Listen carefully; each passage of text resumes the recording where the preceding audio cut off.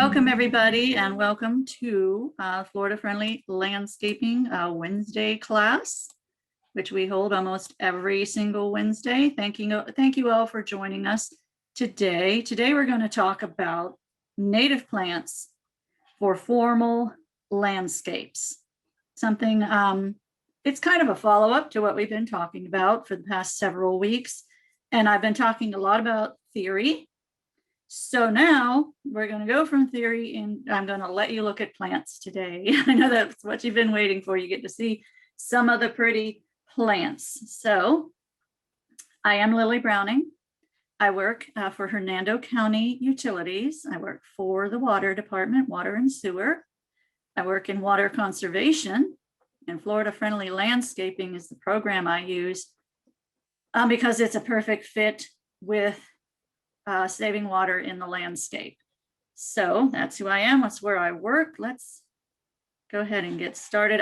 Joining me today, as usual, is Karen Mojica. She's from Mosquito Control. She's a huge help to me managing guests as they come in the room. Also, she's going to share a little bit with you at the end about what Mosquito Control is doing in Hernando County. And next week, we're going to let her talk even longer. She's going to have a whole portion of next week's class, but we will get into that. Here are the 9 principles of Florida friendly landscaping. And we're going to kind of inadvertently cover a lot of those today, especially right plant, right place. But here are every class I give, everything I ever talk about is going to cover one or more of these 9 principles. And it's amazing how you can go on and on and on for years and years and years talking about this. And it's still very prevalent, very important. So let's get started talking about natives. The natives I'm going to discuss today I chose them for several reasons. I think I'm going to show you 21 of them.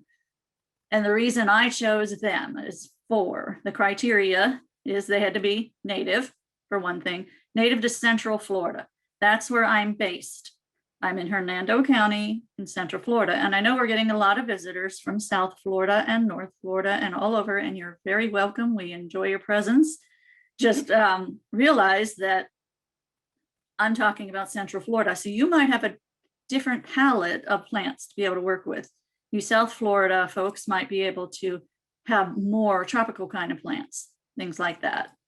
But so that was one of the criteria, that it was native to Central Florida and that it looks good in a formal landscape. And we're going to get into that as we go along.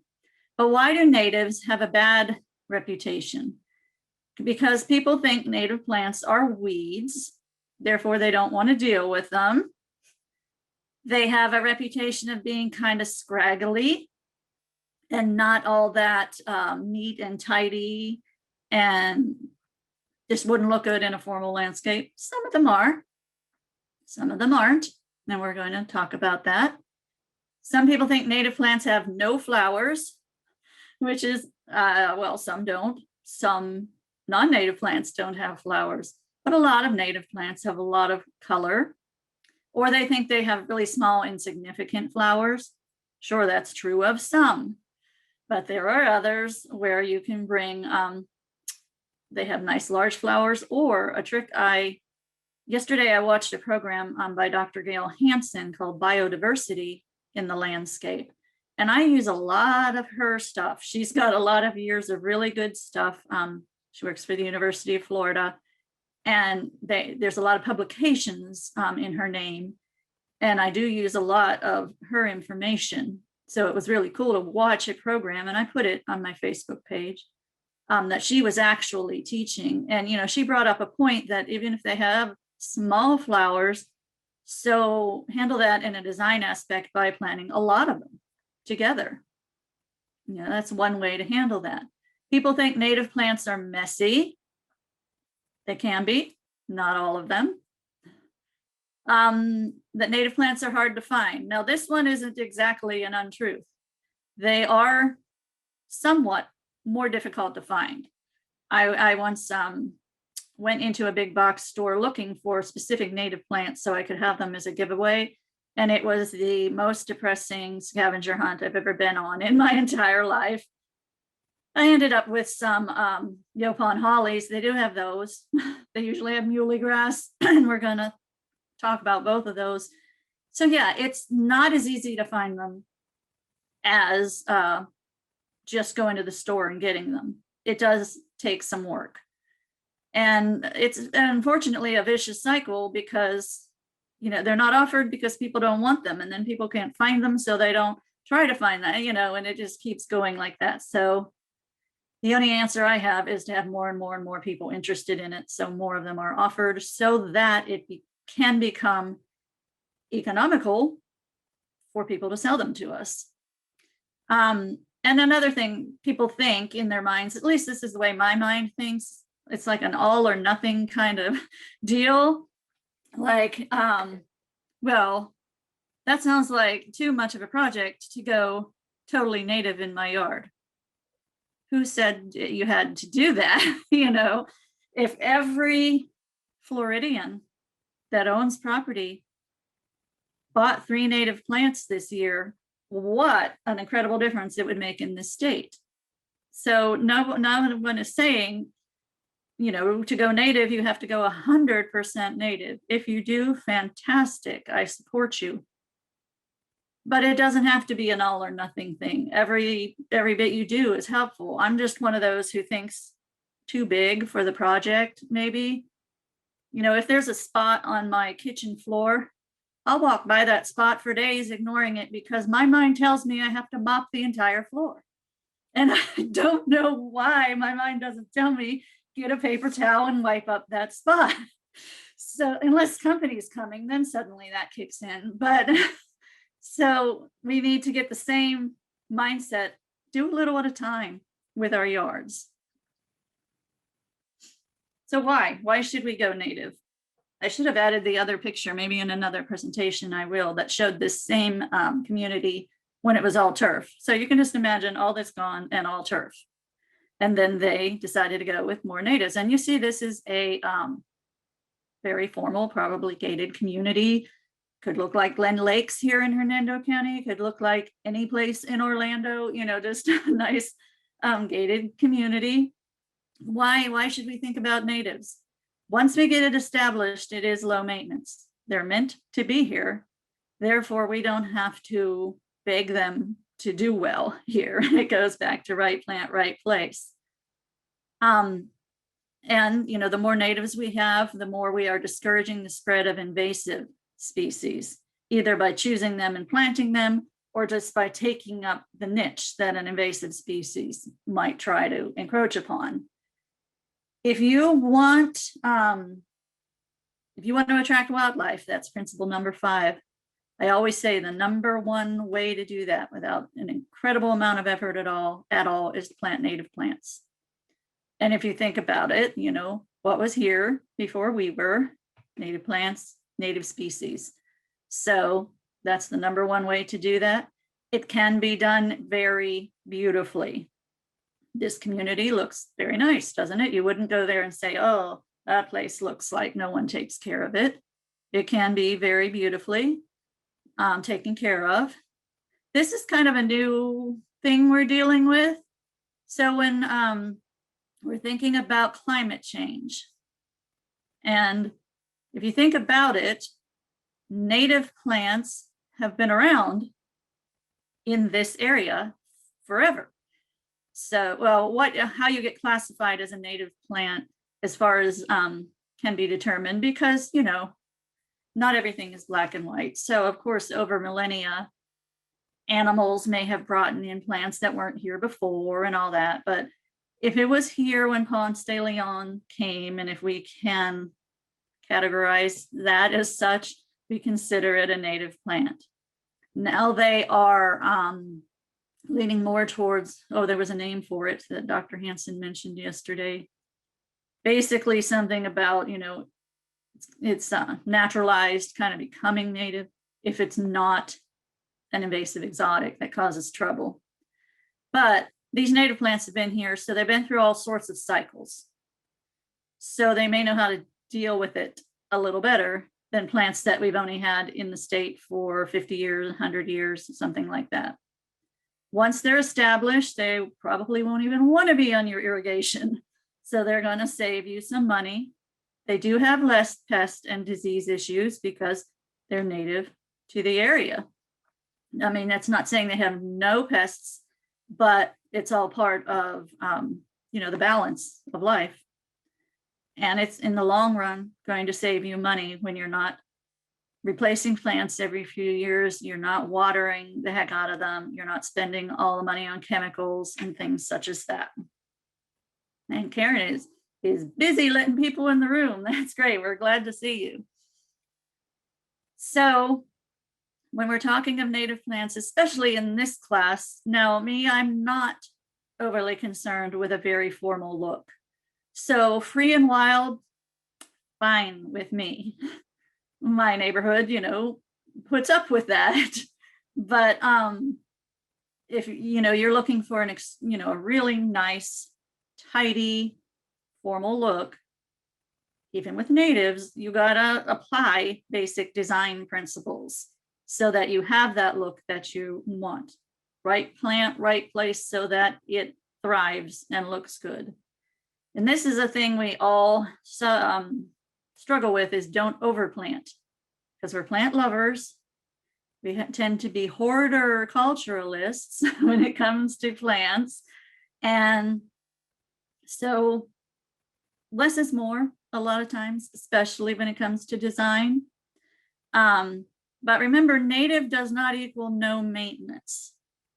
I was talking to my friend and colleague in Pasco County, Jim Mall, and he was telling me about, a person he talked to at one time who was a seasonal resident who thought it would be best and easiest to just plant his whole yard as a wildflower meadow, and thought it would just take care of itself while he was gone 6 months a year. And no, that kind of thing doesn't work that way. Jim told him, well, probably what's going to happen is your neighbors are going to think that you just didn't get lawn care or just abandon your yard or something. So there are choices, you have to make, and you can have those wildflowers for sure. But like we talked about last week, kind of put them in a very obvious bed so that your neighbors know what you're doing there. Good design. That's the very, very important for formal landscapes. And again, right plant, right place. Know your planting zone. Here in Hernando County in Central Florida, we are in zone 9A.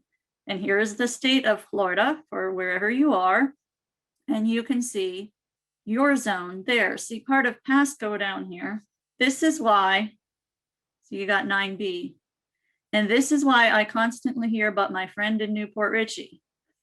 This is a line I hear all the time, but my friend in Newport Richey can have this, Royal Poinciana or more kind of tropical plants. Well, they're just in that, they're on the water and they're just in that section there, to have 9B. Now, but again, things are changing a little bit with climate from what even when I moved here 40 years ago. So if I were to experiment, I might experiment with 9B plants, but know that you're experimenting. So don't go, overboard with expenses in that type of thing. Okay, let's start talking about some of the plants. That's what we're here for. There's 21 plants that I have brought to this presentation, like I said, because they can have a formal look. They're not going to be overly messy, and they are native to Central Florida. I'm going to start from the top down. We're going to talk about trees and shrubs and then, more kind of ground plants. Red cedar is a fantastic native Florida plant. And what I also have done, and you might want to take note of, is and I don't often do this, but I've put the Latin names. And why I did that, I don't often do it because people are like, I don't care. But in this presentation, it's important because there are a lot of hybrids or varieties of these type of plants that are not native. So that is why I'm giving you the Latin names, so that you can make sure when you're doing your, your research, that you get the actual native. So this red cedar, this is my red cedar. Took this picture this morning, but I took it to show you what you're dealing with. When I planted that 12 years ago, it was probably 7 feet tall. So that is, you got to have the space for it. And luckily, I have nice neighbors and we get along very well. But you see where that, that's the property line. So you got to be real careful if you have neighbors who care, that some of your plants are getting on their property. You can see they kind of care. They actually cut here to plant some of their plants here. I didn't mind because, what can I say? It's on their property. But also, you can't hurt a cedar tree that big. And I don't look at it from that side. So you got to have the space for it and make sure it's not going to encroach upon the neighbors like I have done to our poor neighbors here. But it's going to get big. And what I love about it in the Royal Highlands, like this year is first year in probably a decade where we've had, some pretty cold weather. And what happens up here is everything, it turns golden. I know that's what I've been trying to change the narrative, that everything is golden. It's not brown or dead. It's golden colored. But these cedar trees, which do great out here, sometimes you drive around, they're the only patch of green that you see during the winter.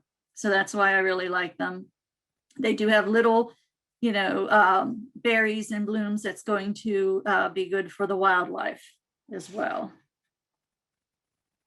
Cabbage palms. This is not the only palm I have listed today. They are our Florida state tree. And they can stay little, like this one on the left, for quite a while, give you that kind of look there, but they're going to grow up and be pretty tall. Sable palmetto is their Latin name. I had a discussion with a friend wanting to know the difference between a sable palm and a cabbage palm. Well, nothing. It's just different names. And she thought, because when you see them smaller, they have these, here and here, these boots that we call them. She thought that was the cabbage palm, and the big, tall, smooth ones for the sable palms. And I said, no, it's just they lose their boots as they get older, or sometimes they do, sometimes they don't. That depends on its own DNA, but it's still the same tree. It's just a different name. What I need to tell you about these, though, is even though they're great as far as hurricanes go, what I need to tell you is they are suffering with a disease. So their future is in question. What do they call it? Lethal bronzing.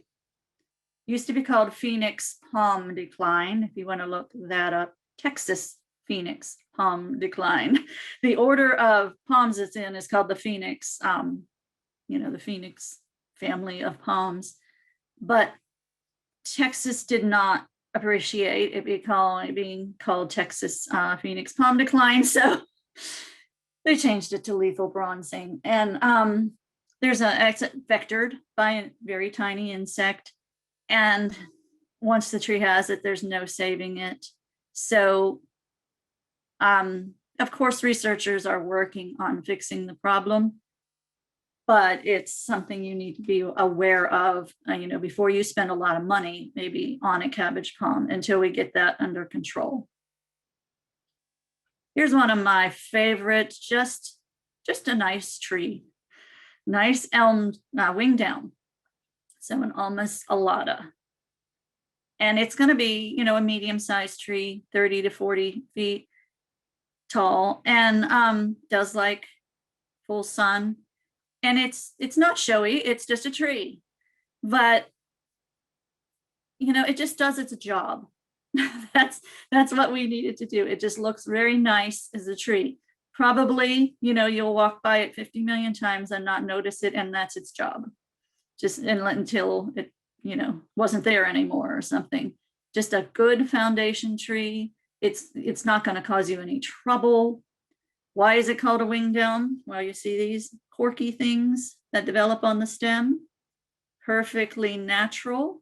That's part of how the tree grows and why we call it a winged elm.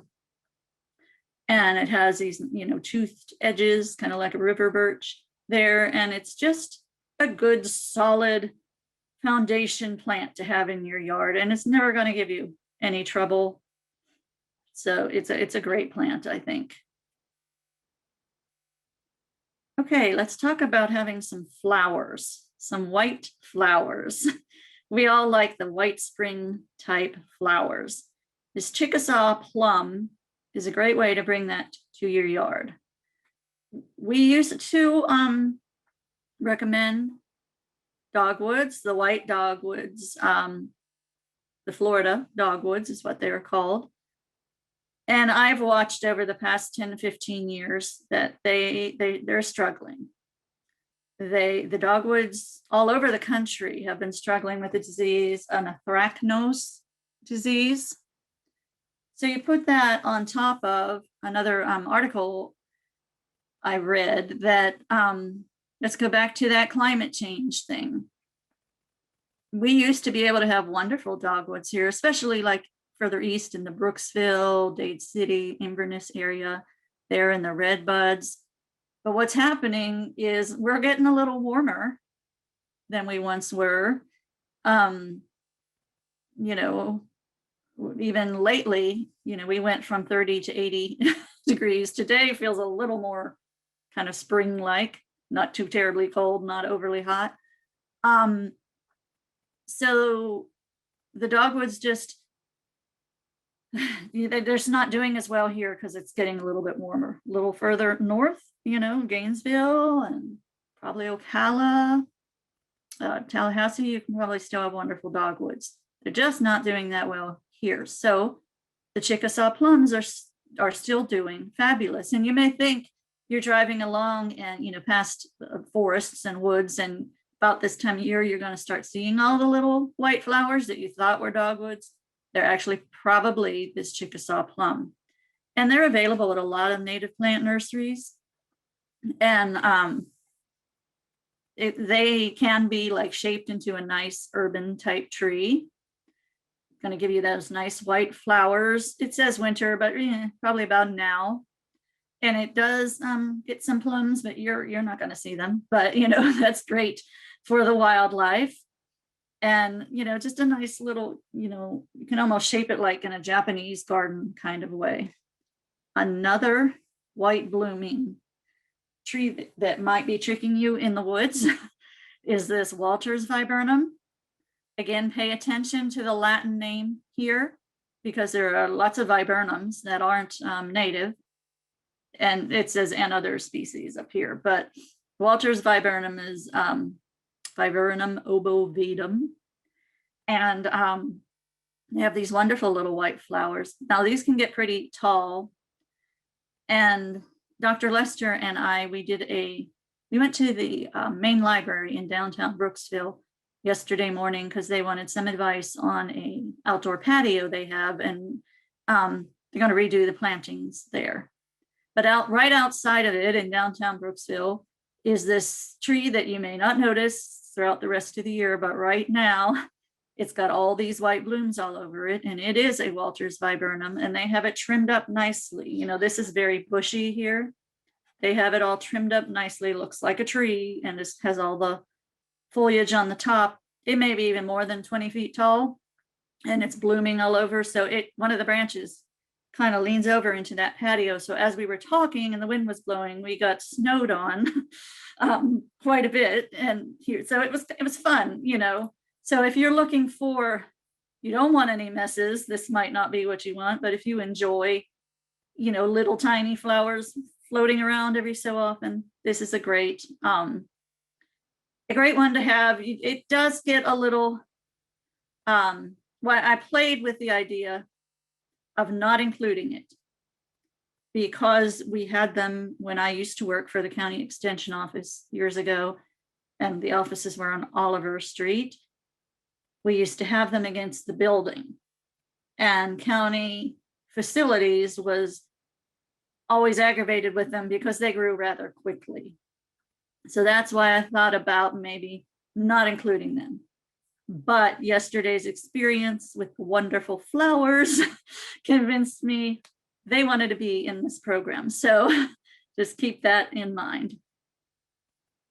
Here's another, just a very nice tree. And if you're a purist, absolute purist, you may, not like cross varieties when it comes to natives. But this is a cross between an American holly and a Daehoon holly, which are both native to Florida. So I don't know how this came to be. It's entirely possible somebody ran across one in nature. It just happened in nature and they thought, whoa, this is a really great tree. So the chances of that happening again, of course, are not sustainable in an economic way. So people create them now. Or people someone might have thought, I really like the attributes of both of these and I'll put it together. I don't know, how it worked, but it is a cross between two natives. And like I said, in nature, these crosses do happen. So someone may have found it and like, whoa, that's a really good tree. You just don't even know how much oak trees cross with each other. I hate to tell you, those oak trees are pretty promiscuous. So it does happen. But someone took this and now made it commercially available. And look at, and that's a nice street tree there. And unlike a lot of hollies, it has a very soft type leaf and it has the berries. And it's just, I think it's a really good tree to have around. Simpson's stopper. There's lots of stoppers out there. So again, make sure that you look at the native name here. It grows 6 to 30 feet. You can trim it up. This one looks a little, straggly. Simpson stoppers, you can trim it into a nice shape and it won't mind. So it gets pretty big, but it doesn't mind any kind of soil type, any kind of light, blooms little white flowers all year, has red berries, feeds the wildlife. One word of warning about this one, it's going to grow pretty big. So keep that in mind. And I would suggest it as a backyard plant because of how big it's going to grow. And here's another anecdotal from my own experience. Again, having some of these at that county extension office years ago. Love bugs, love this plant. So keep that in mind if that's acceptable to you as well. It's another cute little shrub or small tree, the wax myrtle. And if you look at on the left, what they've done, pruned it up in a very, I consider this almost like a Japanese kind of fashion. We see this done a lot with ligustrum, don't we?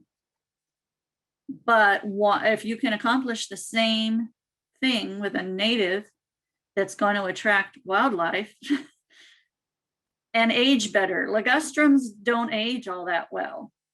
They need Botox after a while or something. But these wax myrtles, if you could get the same kind of look and have a native and be better for the environment, because some of the ligustrums, especially in South Florida, are becoming invasive, this is the way to go.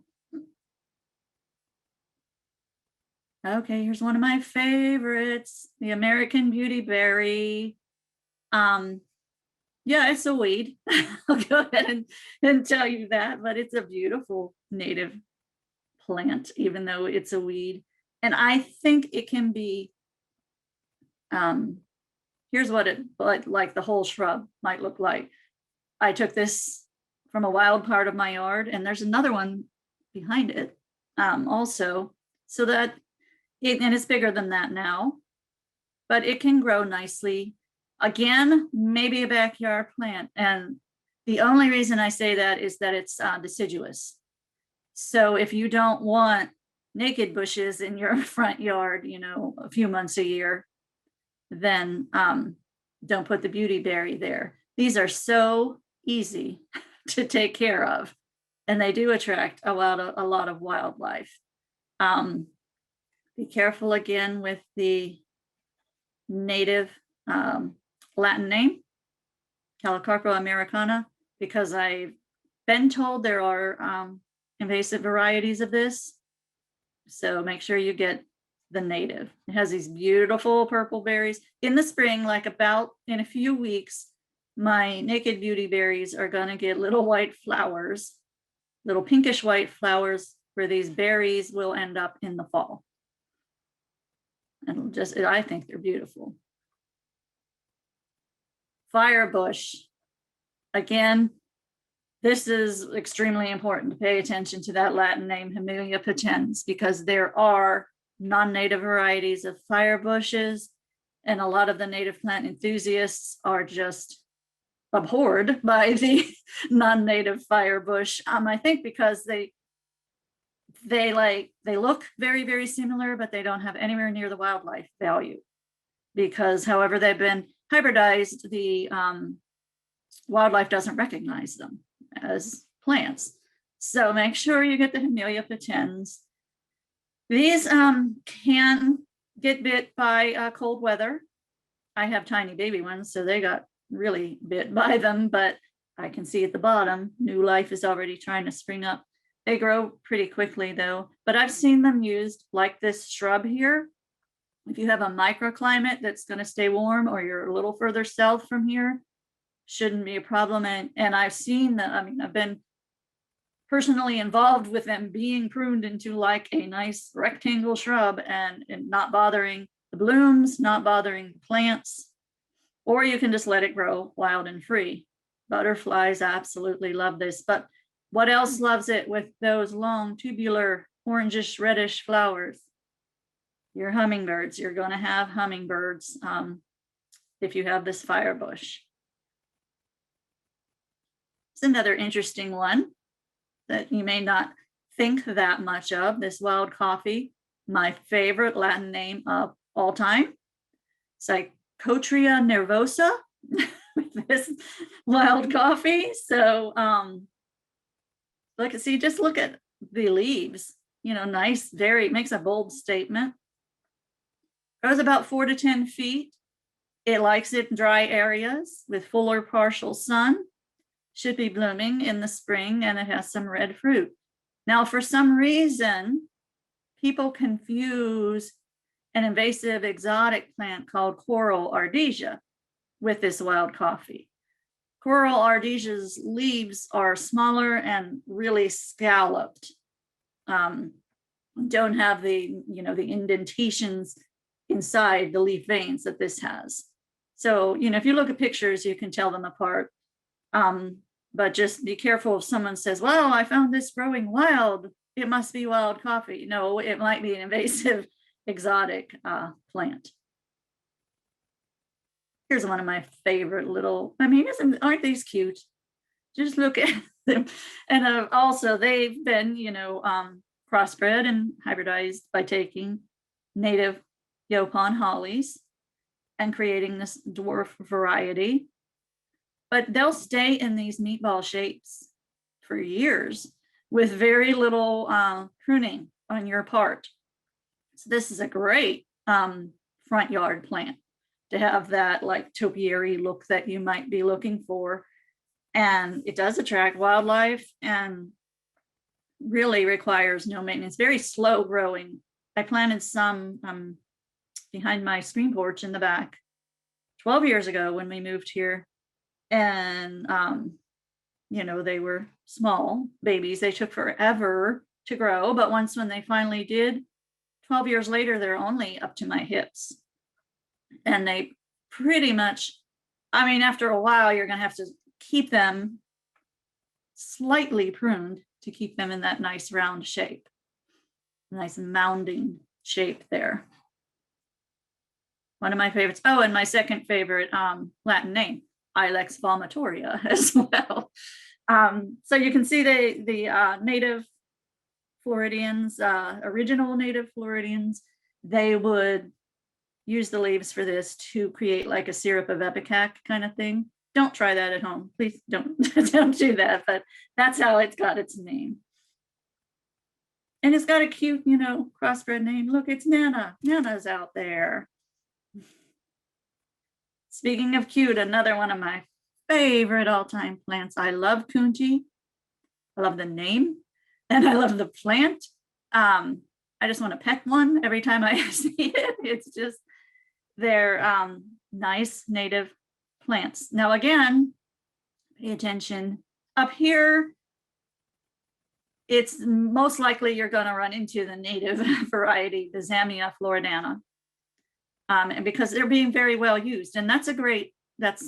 Somebody jumped on the bandwagon when municipalities and things said you need a certain amount of native plants here and there. So somebody really hopped on the bandwagon producing this Florida kunchi, as well as a muley grass that I'm going to talk about. And what happened as a byproduct of that is something really cool, because we started planting more kunchi because somebody made it readily available all over the state to builders and landscapers and all that. In South Florida, a butterfly called the Attila butterfly was just about going extinct. But because everyone started planting these kunchi, the Attila butterfly population is regenerating because this is their host plant. And it's hard to think about a plant without flowers as being, you know, attracting butterflies, but it's their host plant. Now up here, we probably won't see those Attila butterflies. They're more of a southern type butterfly. But for those of you in South Florida, you know, that was absolutely a win. More kunchi around, more of this butterfly. Be careful down there though, because you also have a lot of cardboard palms, same family, just not a native. So that has the thicker blades and stuff. They don't usually make it up here unless they're in a microclimate, but I've seen them all over the East Coast and further south. Kunchi, Florida kunchi is just a great plant to have. Now we'll get into more of some of like the flowers and things. Just a few of them.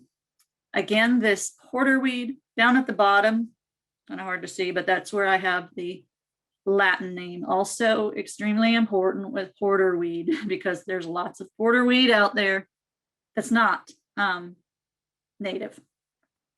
The non-native ones grow a little bit taller, but it is kind of hard to tell them apart. So even though it has Jamaica in its name, yes, it's native to Jamaica, but also native here, it makes a nice spreading, butterfly attracting flowering plant ground cover, basically, for you.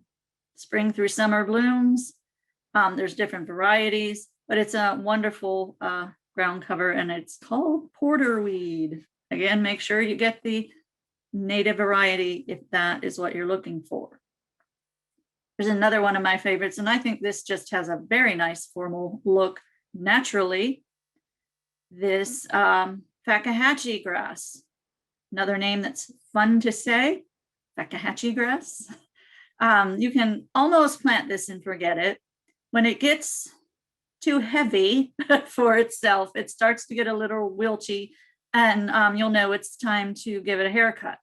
Mine is trying to do that right now, but I'm going to wait a few weeks, maybe even a month, because up here in Central Florida, we don't know when we're going to have another freeze, and, you know, pruning, it's so hard not to prune right now.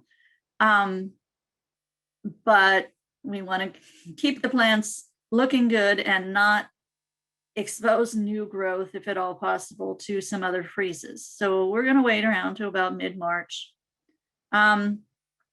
And, you know, give them some nice haircuts, and they'll pop right back up and have this nice little mounded look there.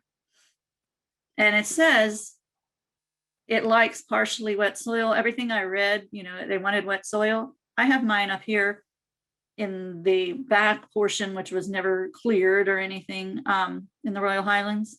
And they're as happy as can be, other than looking a little wilty right now. And I've learned over the years, when I worried about them looking wilty and I'd water them and nothing would happen, that I now finally have gotten the pattern that, oh, you want a haircut and you're going to pop right back up. And this Fakahatchee grass, unlike pampas grass or things like that, it's really soft. There's nothing, you know, razory or ribbony in there to get you. Here's the muley grass that I was talking about. And if, you know, you live in a gated community, you probably see this all over the place because it is readily available, and that's great. It's a nice native plant. It's going to have this purple hue in the fall. And if you plant it where you are standing east of it and, you know, looking west, sunsets are amazing through it. So, and it's just a really nice, easy to care for plant. My other friend in Pasco, the Florida Friendly Landscaping Program Coordinator, Frank, his pet peeve is people cutting these back to what he calls boot cleaners. You know, that's, you know, they cut them back so far, but too soon. He says, hold off again until about mid-March. And then it'll grow not just a tiny little sprig at a time. It'll get nice and moundy for you. Here's a good splash of color to bring to your yard. I think this native coral honeysuckle is so much more amazing than that Japanese honeysuckle that we all grew up with, which is it's not, I haven't seen it be terribly invasive down here. They say it is. I haven't seen it really grow very well down here at all, but up north, definitely the Japanese honeysuckle gets out of control. It's an invasive exotic. Here's our native honeysuckle. Look how much prettier it is with those red flowers. Again, red tubular flowers. You are going to get the hummingbirds. The hummingbirds you're going to see here in most of Florida are the ruby-throated hummingbirds. You might get a couple other types if you were listening to me from Duval or Clay County, somewhere way up north. But if you see them here, you're going to see the ruby-throated ones. And they're going to love this plant. Now, you're going to need a good, strong something, arbor or something for it to climb on wall. And it will need some pruning back, but it's a great accent to have. And it's one of my favorites, beach sunflower. It's going to be maybe a 2-foot tall ground cover for you. And the interesting thing about this beach sunflower is I planted it here when I first moved out here about, well, not immediately, but about after some failures. So about 10 years ago, I planted this beach sunflower in the bed in front of my house. Now it says period of bloom spring through fall. No, period of bloom spring through freeze. Until the plant freezes, it's going to be blooming. And it spreads really well by itself. And I had it for a good decade in my front bed. But I think what happened is over time, and as I added mulch and maybe a few other things, I made that bed too nice for the beach sunflower. So it's not as happy in there anymore. Kind of difficult to transplant around the yard. I've had very limited success with that. I did have some success with some in a pot. That's what's interesting is as the summer goes on and they don't, you know, if they get too much rain, they get like black up in the stems and things and start to go down. But what happened is I had some in a pot all summer, looked pretty good through most of the fall, started to get that weird black thing and it died out. You know what happened the following year? Had more beach sunflower growing beside the pot. So it does spread itself around. Until my front bed got too nice for it, too rich of soil, couple times a year I was cutting it off my sidewalk to get into the house. So it spreads pretty nice, but it wants sand. I mean, the other name for it, aside from beach sunflower, which tells you something, is dune sunflower. So if you got an area that you think nothing will grow, that's just sand, try this beach sunflower out. Those yellow flowers are about the size of a 50-cent piece. And if you don't freeze, you're going to have these all year long. If you do freeze, you'll be like, oh, good, I can clean these up now. It's going to come back in the spring and just be beautiful for you. And I took that picture of that bee on that beach sunflower with my cell phone. So it, definitely attracts pollinators. It's another cell phone picture at the top right there. Now, sages and salvias, there's lots out there, a lot of which are not native. So they're not bad, they're just not native. And that's what we're discussing today. So if you want to make sure you get the native variety, Salvia coccinea, the red tropical sage, that's what you're looking for. This is another type of plant, like Dr. Hansen mentioned, plant a lot of it together in mass, and it'll really make a nice statement, and butterflies just love it. Now I've planted some and it's frozen back, but I know it's coming back. It'll come back from the roots and make all those pollinators very happy.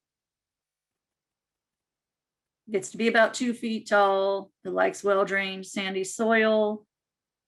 It is a fast grower. And like I said, you are going to have hummingbirds, butterflies, bees, all those wonderful things. The last one I'm going to bring to you today, there's lots more, but we only have so much time, are they our wonderful friends, the black-eyed Susans. Just love these plants. Grow up to 3 feet tall, can be a perennial. Maybe think of it as an annual, but you might get a perennial out of it. It says all year, it doesn't really bloom in the winter, but pretty much the rest of the year. Butterflies love it, birds eat the seeds.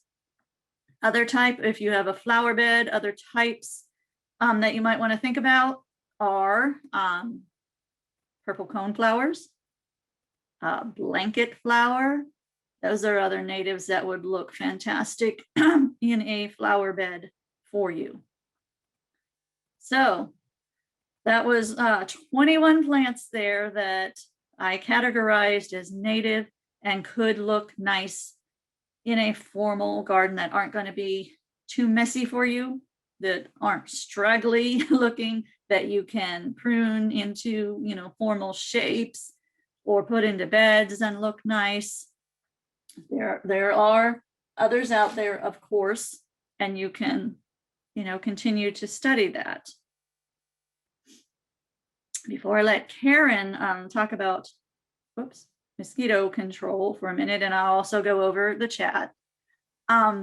Here's upcoming classes. I have classes every Wednesday. Every Thursday, I join Dr. Lester in the virtual plant clinic, which is more of informal, people give us questions and we have to find the answers off the tops of our heads. So sometimes we don't, and we get back to you. But here are every Wednesday at 10 o'clock. These are all Wednesday at 10 o'clock, all through March. Next week, if you're back here at 10 o'clock, we're going to have a fun class, and I'm going to let Karen talk longer in that class. Bugs that bite, sting, or taste you. So Karen's going to bring us a third of that class about mosquitoes. Dr. Lester's going to talk to us about like stinging caterpillars, wheel bugs, just things that you might run across in your garden that you probably should make an effort to avoid. And then I will talk about our friend the bees. I got this one from the IFIS bookstore in Gainesville. Comes with a very pretty book as well. So here's my friend the bee, who's going to join us next week. Then all through March, we have spring bloomers. March 10th, I think, is going to be very interesting, and have probably a good amount of people who want to be involved incorporating edibles into your Florida-friendly landscape. We're going to talk about a lot of things, but also one of them that fascinates me is how to, when I say incorporate them, I mean like literally in the plant beds.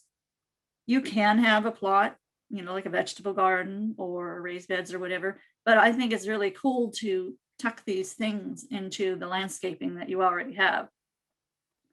Then we're going to do spring cleaning for your landscape. By then, by March 17th, will finally be time to prune all the dead stuff out of our yard. And we'll talk about, what you need to do with that.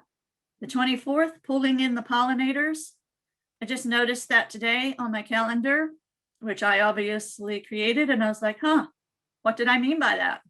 Oh no, we're going to find out by March 24th what that class will be. And then the 31st will be 5 common gardening mistakes that Dr. Lester and I will go over. But let me also clue you in on what's going to happen in April.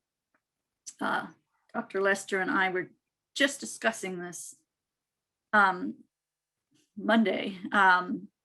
Just kind of an idea we came up with for a series. So these will be on Tuesdays. It's still only in production. So stay on Facebook and find out when these classes will be available and more details about them. But I read an article about, how we want such sanitized landscapes that we've gotten away from how nature basically creates life out of death, in the natural ways and how it recycles. And so we're just going to kind of cover that. It's going to be called Rotted, Recycled, and Resurrected. Life cycles in the landscape. So the first week, we're going to talk about soil science, digging into soil science. It's where it all begins. Second week, we're going to talk about fungi and mushrooms, fun stuff like that, the fungus among us. Week 3, Dr. Lester will bring us the magical mystery tour of beetles and friends. He's probably going to change the name to that because he's not fun. But I came up with these like 3 a.m. So this is what we have so far. And week 4, I will do bringing it all back home, rest and rejuvenation in your landscape. I'm really excited about that series. So I think it's going to be a lot of fun. So as I kind of go over the chat, I'm going to let Karen tell us what's new with mosquito control this week. Karen? All right. Let me give you a brief synopsis, even though last week it was hot, this week it's cold. We're confusing those mosquitoes, but they are still out there and they are still laying their eggs. So we did get a lot of rain over the weekend. And the most important thing is to make sure that you dump and drain any standing water in your flower pots, your garden containers, watering cans, because as soon as they can, they will lay their eggs in that water. And as soon as that water arrives, they're there. They will lay their eggs and then the larvae will hatch and you'll see them. And usually in your containers in your garden, they're the little wiggly guys. Those are the larvae of mosquitoes. So you want to dump those out. They cannot hatch to be a flying mosquito unless they go to their full term in that water. So eliminating the water sources in your yard is the best way to make your gardening experience really the most comfortable. If you do have water features in your garden, I know that's another class of lilies, but if you do incorporate any water features, feel free to give us a call. We can supply you with mosquito fish. If it's a still water, you can put fish in there and they will eat that larvae for you. They'll take care of the maintenance of that for you.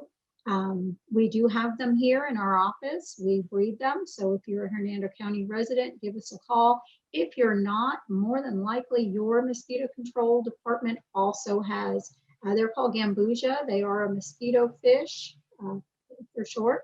And they really are great at eating the larvae. They're the most natural way to eliminate that source of mosquitoes.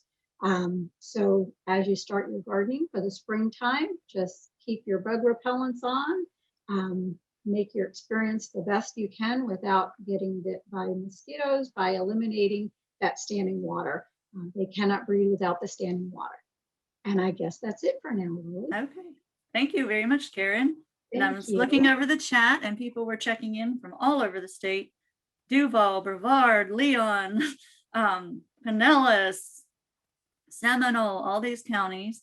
And Jennifer here, I should have put this on there, but thank you, Jennifer, for adding this. This is a great website that she has added in the chat. www.fann.org.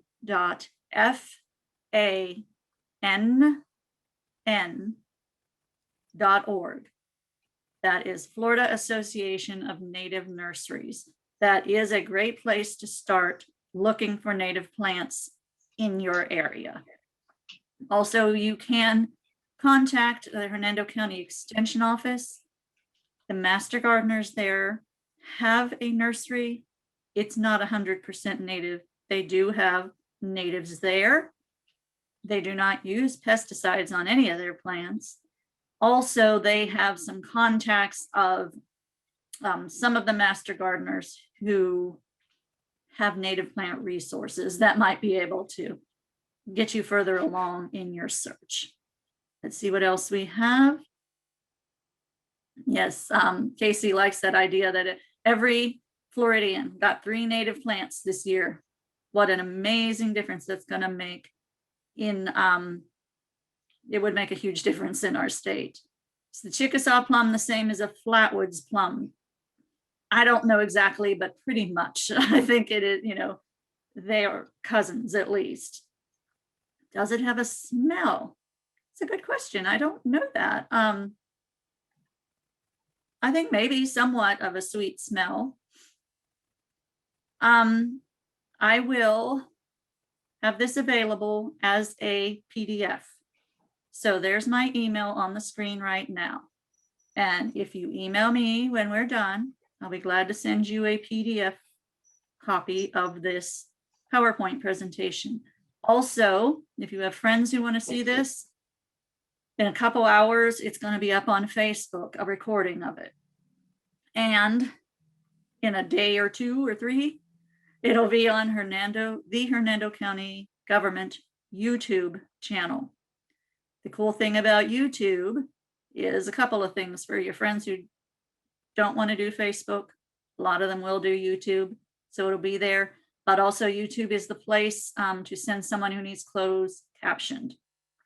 So that might take another day or so, but once it's on YouTube, it'll be closed captioned as well. Yes, the Palatka holly has pretty bark. I'm not sure, unfortunately, I can't see the chat when I'm teaching, or I can't pay attention to both. How can you tell the difference between that tree and a Brazilian pepper? She may have been talking about the East Palatka holly. Well, probably the, oh, excuse me. If you see tons and tons and tons and tons of it and big, huge stands of it, it's not an East Palatka holly. It is most likely the Brazilian pepper. That's one of the biggest ways to tell it apart. Yes, Simpson Stopser does have lovely spentling blooms. Probably, you know, the Simpson stopper does attract the love bugs. Sure, you know, the more insects you have, the more food you have for the birds. So it might be, you know, if that's something you want in your backyard, not, I wouldn't have it around my driveway or something, but, you know, might be a good idea there. Does a Simpson stopper send out shoots through the ground and spread the shrub? Yes, that's an easy answer. Yes, it does. How do you prune a broody berry, or do you? Well, you probably don't have to, but I do just because I like to. And basically, I'm going to wait here in Central Florida till about mid-March. And I just take the, almost like I do a crepe myrtle, just the really thin, maybe the pencil-sized branches off. That's really all I do. Kind of air it out a little bit. Someone got wild coffee and has been surprised how thirsty it is. So obviously it's going to want a wet area. If you happen to have a wet area, that would be a great plant to put there. Let's see. Everyone's saying good morning. Yep. the Adela butterfly. The Kunti is the host plant for the Adela butterfly. Here, Velma's telling us her neighbor was cutting her Kuntis back every year because she thought they were getting too big. Is that something that should be done? They removed all but moved one near her home site boundary line along the woodlands, where we kind of take care of things together. I've never heard of anybody pruning a Kunti. I don't think that is necessary to do. And if it is too big for the space, again, that was a good idea to move it, because that goes back to right plant, right space. Porterweed is different sizes for different types of porterweed. Like I said, if you get that Jamaicanus, whatever it was, gonna make sure you get, yeah, that is a shorter version. That information I may have been for the non-native. So yes, the shorter porterweed is the native porterweed. Can you grow beach sunflowers from cuttings? Yeah, I think it's difficult. I was only ever successful in a pot and only for a season.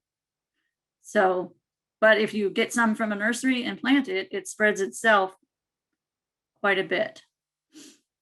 Somebody asked about native tropical sage, but they're pink. There are pink varieties of native salvia.